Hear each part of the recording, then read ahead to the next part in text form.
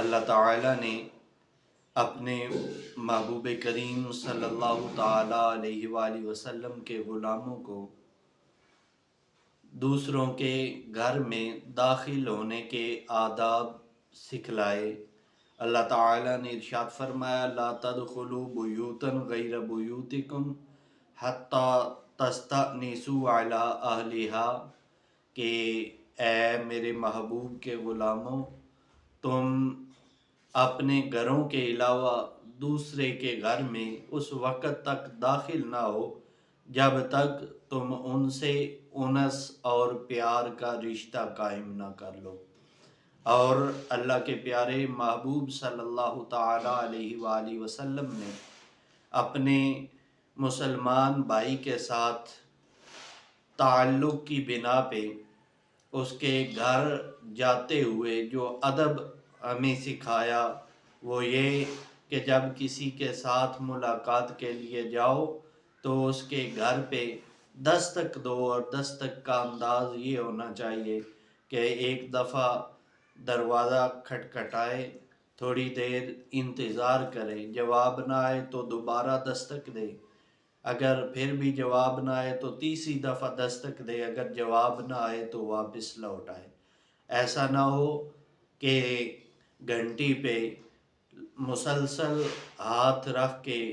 گھنٹی بجاتا رہے، جس سے اہل خانہ کو تکلیف کا سامنا کرنا پڑے۔ اور اللہ کے پیارے محبوب صلی اللہ تعالیٰ علیہ وآلہ وسلم کے کاشانہ اقدس کے آداب سکھلاتے ہوئے اللہ تعالیٰ نے اپنے پاک کلام کے اندر ارشاد فرمایا ان الذین ینادونک من وراء الحجرات اکثرهم لا یعقلون، اے میرے محبوب مکرم، وہ لوگ جو آپ کو کمروں کے باہر سے ہی آواز دے کے بلاتے ہیں، پکارتے ہیں، ان میں سے اکثر عقل نہیں رکھتے، سمجھ اور دانش نہیں رکھتے۔ جب یہ آیہ کریمہ نازل ہوئی تو اللہ کے پیارے محبوب صلی اللہ تعالیٰ علیہ وآلہ وسلم کے غلاموں کا، سرکار کے صحابہ کرام کا یہ معمول مبارک بن گیا کہ جب بھی وہ سرکار کریم صلی اللہ علیہ وآلہ وسلم سے ملاقات کے لیے حاضر ہوتے تو دستک دیتے ہوئے وہ اپنی انگلیوں سے دستک نہیں دیا کرتے تھے، بلکہ حدیث پاک میں آتا ہے کانو یقرعون باب رسول اللہ بالاظافر،